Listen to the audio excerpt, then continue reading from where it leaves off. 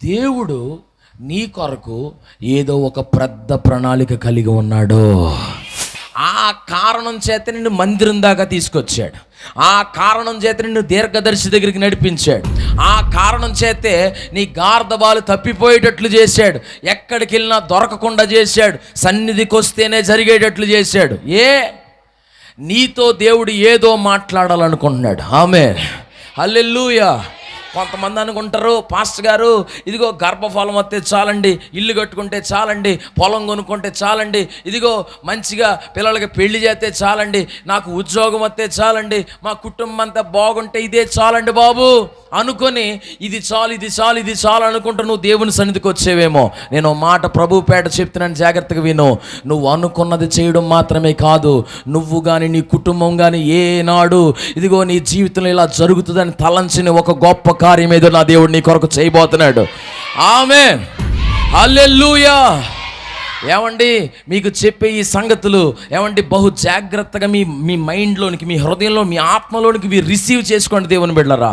ఇదిగో సౌలు కొరకు దేవుడు అనుకుంటున్న సంగతి సామాన్యమైనది కానే కాదు, సామాన్యమైనది కానే కాదు. వాళ్ళ నాన్న ఏమనుకుంటే తెలుసా, నా కొడుకు నా తర్వాత గార్ధబాలు జాగ్రత్తగా చూసుకుంటే చాలు అనుకున్నాడు. కానీ దేవుడు గార్ధబాలు అప్పచెప్పలేదు, తన ప్రజల్ని తన చేతుల్లో అప్పగించాలని ఆశపడ్డాడు. హల్లెలూయా. ఇదిగో దేవుని బిడ్డలారా, నీ తండ్రి నీ గురించి ఆలోచించనంతగా, నీ తల్లి నీ గురించి ఆలోచించనంతగా, ఇదిగో ఈ లోకంలో ఎవ్వరూ కూడా నీ గురించి ఆలోచించనంతగా నా దేవుడు నీ గురించి ఆలోచిస్తున్నాడు. దేవుని బిడ్డ, ఈ రోజు వరకు నీ స్థితి చిన్నదేమో, నీ స్థితి మారబోతుంది. నమ్మితే చప్పట్లు కొడుతూ యేసే నామమును మహిమపరచు. గట్టిగా కొడదాం యేసయ్యకి. హల్లెలూయా. ఈ రోజుతో చాలా మంది తలరాతలు మారిపోబోతున్నాయి. ఆమేన్, కృప కలుగునుగాక. ఆమేన్. దేవుని బిడ్డలారా, ఈ మాట గమనించండి. ఇప్పటి వరకు సౌలు అనుకొని ఉన్నాడు అలాంటిది, ఊహించున్నాడు అలాంటిది. అలాంటిది ఏదో సమూయేలు దగ్గరికి వచ్చాక అతను తెలుసుకోగలిగాడు. నీకు ఒక మాట చెప్పనా, దేవుని మందిరం అంటే అల్లాటప్ప స్థలం కాదు. ఇది ఒక రాజకీయ నాయకుడి ఇల్లు కాదు, ఇది ఒక మామూలు అధికారి ఇల్లు కాదు, ఇది సామాన్యమైన వ్యక్తుల ఇల్లు కాదు, ఇది నేరుగా దేవుని ఇల్లు. ఇది దేవుని బిడ్డలారా, హల్లెలూయా. ఆయన సన్నిధిలోనికి వచ్చావా నీ స్థితి మారిపోద్దంతే. ఆమేన్. ఈ మాటలు అర్థం చేసుకోవట్లే కొంతమంది, ఇది అర్థం కావట్లే కొంతమంది. ఏమనుకోండి, రేకు షెడ్ అంటే షెడ్ కాదు బిడ్డలారా, ఇదే దేవుని కొరకు ప్రతిష్ఠించబడినటువంటి స్థలంలో మీరు ప్రార్థన చేస్తుంటుండగా ప్రభు ఇక్కడ నుండి తన చిత్తాన్ని మీకు బయలుపరచబోతున్నాడు. ఆమేన్, హల్లెలూయా. సరే, ఇప్పుడు సౌలుతో చెప్పబడిన మాట ఏంటో తెలుసా? ఓ సౌలా, నీ గార్ధబాలు ఇంటికైతే వెళ్ళిపోయినాయి, కానీ నీతో దేవునికి పని ఉంది. ఈ పూట తమ్ముళ్ళు, చెల్లెళ్ళు, ఇదిగో అమ్మలో, అక్కలో ఒక మాట చెప్తున్నాను వినండి, నీతో దేవునికి పని ఉంది. ఆమేన్. కొంతమందితో దేవునికి పని ఉంది. ఇక్కడ కొంతమందితో దేవునికి పని ఉంది. మరలా చెప్తున్నాను, దేవుని పేరట దేవుని బిడ్డలారా, దేవునికి మీతో పని ఉంది. అందుకనే దేవుడు మిమ్మల్ని ఇక్కడ దాకా తీసుకుని వచ్చాడు. ఈ ప్రసంగం మీ దాకా అందింపజేస్తున్నాడు దేవుని బిడ్డలారా. ఇది ఒక సామాన్యమైన వర్తమానం అనుకోకండి. ఏదో పాస్టర్ గారు 4 ముక్కలు ప్రిపేర్ అయ్యి వచ్చి చెప్పేశారు అనుకోకండి. దేవుడు చెప్పకుండా ఒక్క మాట కూడా ఈ నోట్లోండి రాదు దేవుని బిడ్డలారా. ఆయన పలుకుతున్నాడు ఈ మాటలు, జాగ్రత్తగా వినండి. ఇక్కడ కొంతమందిని లేపబోతున్నాడు దేవుని కొరకు. హల్లెలూయా. ఇదిగో నువ్వు దేవుని చేతుల్లో ఒక బలమైన సాధనంగా ఉండడానికి నువ్వు సిద్ధపరుచుకో ఈ రోజు నుండే. ఆమేన్. అయితే సౌలుతో దైవజనుడు చెప్తున్నాడు ఒక మాట, నిన్ను రాజుగా దేవుడు చేయాలనుకుంటున్నాడయ్యా, ఇజ్రాయేలీయుల అందరి మీద నా దేవుడు నిన్ను రాజుగా నియమించాలనుకుంటున్నాడంటే సౌలు ఏమంటాడు తెలుసా? అయ్యా నేనా? యామై నేనా? నేను రాజునా అనండి ఒకసారి. నేను రాజునా అలా కదా అనేది ఏదో సరిగ్గా ఏమండి షాకింగ్గా అంటారు చూసారా. నేనా రాజునా? సౌలు నేనా రాజా? ఇజ్రాయిల్ అందరినీ నేను నడిపించాలా? నేను బెన్యామీనేండి కదా, మా గోత్రం ఇజ్రాయేలీల గోత్రంలో చాలా స్వల్పమైనది. ఎలాంటిది? పైగా ఇంకొక సంగతి అక్కడ రాయబడి ఉంది, మా కుటుంబం, మా ఇల్లు, మా గోత్రాలన్నిటిలో కూడా చాలా స్వల్పమైనది. We are the very least people. We are the least tribe. ఏమండి మాది చాలా చివరి గోత్రం, మాది చాలా చివరి స్థితి, మాది బాగా దీన స్థితి అండి, హీన స్థితి అండి, నేనా రాజుని అని అడుగుతా ఉన్నాడు. దేవుని బిడ్డలారా వినండి, ప్రారంభ దశలో సౌలు ఏమంటే తను అనుకోనండి కార్యాలు దేవుడి దగ్గర నుండి పొందుకుంటా ఉన్నాడు.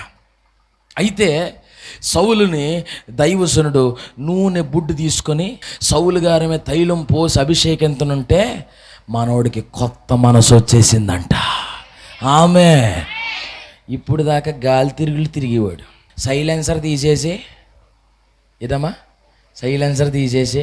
సైలెన్సర్ అంటేనే సౌండ్ రాకుండా ఉండేది, అదే పీకేసీడు ఊడంతా సౌండ్లు చేసుకుంటూ తిరుగుతుండంట, డడ్ డడ్ డడ్ డడ్ డడ్ డడ్ డడ్ అని సరదాగా రోజా పూలు ఎట్టుకుంటూ తిరుగుతుండేవాడు, సరదాగా తీనిమారు డప్పులు ఎట్టుకుంటూ వెళ్తుండేవాడు, సరదాగా సరదాగా సరదాగా సరదాగా లోకం ఏంటంటే లోకంలో తిరుగుతూ ఉండేవాడు.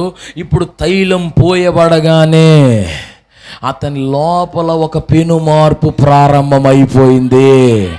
ఆమె ఇప్పుడు దాకా మనోడు ఫ్రెండ్స్ అందరూ గాలి బ్యాచ్, ఇప్పుడు దాకా మనోడు ఫ్రెండ్స్ అందరూ లోక సంబంధమైనటువంటి వాళ్ళే. ఎవడైతే తాగుతాడో ఆడే ఫ్రెండ్, ఎవడైతే తిరుగుబోతాడో ఆడే ఫ్రెండ్, ఎవడైతే దమ్ములాగుతాడో ఆడే ఫ్రెండ్, ఎవడైతే అమ్మాయిని లేడిపెత్తాడో ఆడే ఫ్రెండ్, ఎవడైతే లోకంలో గొడవల్లో భయంకరంగా తిరుగుతూ ఉంటాడో ఆళ్లే ఫ్రెండ్స్. కానీ సౌలు తైలం పోయబడిన తర్వాత ప్రవక్తలతో కూడా తిరుగుతున్నాడంటండి. హల్లెలూయా. ఎవరితో తిరుగుతున్నాడు చెప్పండి? ప్రవక్తలతో తిరుగుతున్నాడు. తమ్ముడు, ఈ రోజు వరకు నువ్వు నీకు నచ్చిన చోట తిరిగేవేమో, నా దేవుడు నువ్వు దైవ సేవకులతో కలిసి తిరగాలని కోరుకుంటున్నాడు. నీ గురించి ఒక ఉన్నతమైన దర్శనం ఉంది దేవుడికి. ఇప్పుడు వరకు నీకు నచ్చిన చోటెల్లా తిరిగావు, నచ్చిన తిండెల్లా తిన్నావు, నచ్చిన చోటెల్లా పరుగులు పెట్టావు. ఇక మీద వద్దొద్దొద్దొద్దొద్దొద్దు, అది నిన్ను నాశనానికి నడిపించబోతుంది. అందుకని నా దేవుడు నిన్ను తైలం పోసి పూట అభిషేకించాలని కోరుకుంటున్నాడు. ఇదిగో నువ్వు దైవ సేవకులతో కలిసి తిరగాలి, దేవుని బిడలతో కలిసి తిరగాలి, ప్రార్థించే వాళ్ళతో కలవగలగాలి, ప్రవచించే వాళ్ళతో కలవగలగాలి, మోకరించే వాళ్ళతో కలవగలగాలి. ఇప్పటి వరకు నీ సహవాసం లోకంతో ఉందేమో, ఇక మీదట దేవునితో దైవజనులతో నీ సహవాసం ఉండునుగాక. ఆమేన్. హల్లెలూయా. ఇప్పుడు వరకు ఓ తల్లి ముసలమ్మ ముచ్చట్లెట్టేవేమో, పనికి మాల కబుర్లు పెట్టుకుంటా ఉన్నావేమో, ఈ ఇంటి సంగతి ఆ ఇంటికి, ఆ ఇంటి సంగతి ఈ ఇంటికి మోసుకుంటా తిరుగుతున్నావేమో. లేదు లేదు లేదు లేదు, నువ్వు నోరు తెలిస్తే సువార్త పలుకుదువుగాక, నోరు తెరిచి ప్రవచనాలు పలుకుదువుగాక. సౌలు ప్రవక్తలతో కలుస్తుంటుండగా ఇప్పటి వరకు సోది మాట్లాడేవాడు, ఇప్పటి వరకు అపవిత్రత మాట్లాడేవాడు, ఇప్పుడు ప్రవక్తలతో కలిసి తిరుగుతుంటుండగా తన నోట ప్రవచనాలు పలకబడుతున్నాయి. చప్పట్లు కొడుతూ యేసు నామము ఘనపరచబడునుగాక. ఆమేన్. ప్రియమైన దేవుని బిడ్డలారా, నీ కొరకు దేవుని ఆలోచన వేరేగా ఉంది. ఇదిగో ఇదిగో ఇదిగో ఇదిగో ఇప్పటి వరకు నీ సమయం వృధా చేసావు, నీ ధనం వృధా చేసావు, ఎక్కడో ఎక్కడో ఎక్కడో తిరుగుతా వచ్చుకుంటా వచ్చావు. ఇదిగో రోడ్డు తూముల మీద నువ్వే కనబడతా ఉన్నావు. ఇదిగో అక్కడ ఇక్కడ కనబడకూడని ప్రతి చోట నువ్వే ఉన్నావు. ఇక మీద నువ్వు ఎవరితో కనబడాలో తెలుసా? దైవజనునితో కనబడాలి, దేవుని సంఘముతో కనబడాలి, సువార్త బృందాలతో కనబడాలి, ప్రార్థించే వాళ్ళతో కనబడాలి. ఇది దేవుని ఆలోచన, ఇది దేవుని దర్శనం నీ కొరకు. దేవుని బిడ్డ, ఇప్పటి వరకు నువ్వు ఎక్కడెక్కడెక్కడెక్కడెక్కడో ఉన్నావేమో, ఇక మీద నిన్ను నువ్వు అప్పగించుకో దేవునికి. నా దేవుడిని స్థితిగతులు మార్చి వేయబోతున్నాడు, తిరిగి రాయబడబోతుంది నీ చరిత్ర. హల్లెలూయా. కృప కలుగునుగాక. కొంతమంది అంటూ ఉంటారు, వీడికి ఇలా రాసి పెట్టి ఉన్నట్టుందండి, అందుకే వీడు ఎలా తిరుగుతున్నాడు అంటూ ఉన్నారు. నేను మాట చెప్పనా, దేవుని మందిరంలో ఇప్పుడు వరకు పనికి మాలినవన్నీ నీ కొరకు రాసి పెట్టున్నాయి, ఇవన్నీ కొట్టేసి ఒక నూతన జీవితాన్ని నీ కొరకు నా దేవుడు రాయబోతున్నాడు ఇక్కడ. Amen. A new beginning in the name of Jesus. యేసు నామములో నూతన ప్రారంభాలు జరుగునుగాక, నూతన కార్యాలు ఆరంభించబడునుగాక. ఇప్పటి వరకు పొందుకొనని కార్యాలు యేసు నామములో ఒక దైవజనుడిగా ప్రవచిస్తున్నాను. దేవుని బిడ్డలారా, ఈ సంఘములో నుండి ఒక బలమైన జనాంగము లేపబడునుగాక. ఆమేన్. హల్లెలూయా.